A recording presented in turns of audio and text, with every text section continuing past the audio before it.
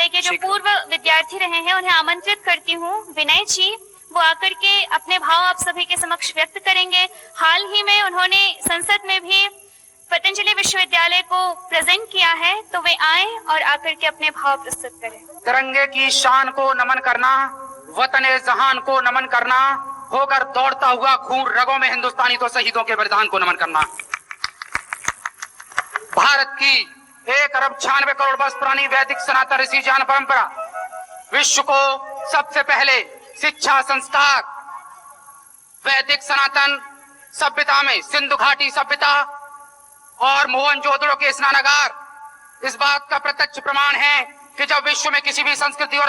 और सभ्यता का सिविलाइजेशन का आविर्भाव भी नहीं हुआ था, तो सबसे पहले भारत की संस्कृति अस्तित्व में आई। और इस इतिहास के पन्ने में महर्षि दयानंद जी ने जो सपना देखा स्वामी विवेकानंद ने, उनका सपना अधूरा रह गया, वो सपना पूरा नहीं कर पाए। उनके सपनों को धरातल पर उतारने के लिए ईश्वर सत्ता ने 2 महान आत्माओं को इस सृष्टि पर जन्म दिया। मैं उस सृष्टि की उन 2 महान आत्माओं का ऋणी हूँ और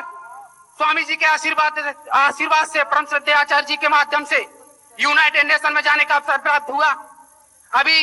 पूज्य स्वामी जी महाराज आपके आशीर्वाद से MUN, जिसमें एशिया की 48 कंट्रीज प्रतिभा कर रही हैं, उसमें मुझे पतंजलि विश्वविद्यालय का प्रतिनिधित्व करने का अवसर प्राप्त हुआ और देश के संसद में आपके आशीर्वाद से जाने का अवसर प्राप्त हुआ। एक बात यहाँ से इस मंच से कह करके अपनी बात को विराम दूंगा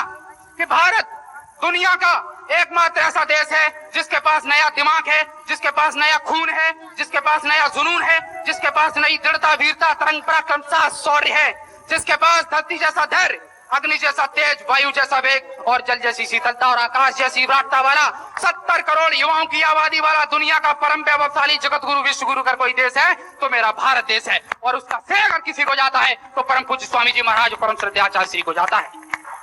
इतिहास के पन्ने लिखे जाएंगे, इतिहास के पन्ने जब गढ़े जाएंगे तो उसमें भारत का सबसे अग्रणी योगदान होगा। इस बात को मैं इस मंच से कहना चाहता हूं। अतीत के कालखंड में भारत ने क्या खोया मैं ये तो नहीं जानता, लेकिन आज वर्तमान परिदृश्य में एक बात कहना चाहता हूं कि यूं तो विश्व में बहुत सारे संगठन भारत देश में काम कर रहे हैं, कोई शिक्षा में, चिकित्सा में, विज्ञान में, लेकिन भारत देश का पतंजलि योगपीठ एक ऐसा संस्थान है जो सभी क्षेत्रों में सर्वांगीण विकास को लेकर के आगे बढ़ रहा है।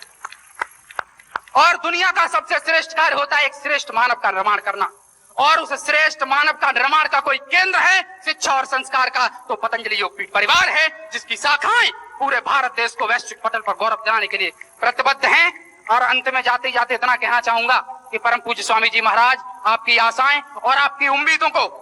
ये आपको वचन देता हूं इस मंच के आह्वान यहाँ से कि उन पर खरा उतरने का प्रयास करूंगा। और जो आपने सपना देखा है और बहुत दिन दूर नहीं है जब आने वाले 21वीं सदी में भारत दुनिया की सबसे बड़ी आर्थिक और आध्यात्मिक महाशक्ति बनकर के उभरेगा, भारत दुनिया का सबसे बड़ा राष्ट्र बनकर के उभरेगा। इन्हीं शुभकामनाओं के साथ पुनः बहुत बहुत धन्यवाद पूज्य स्वामी जी महाराज, पूज्य आचार्य श्री।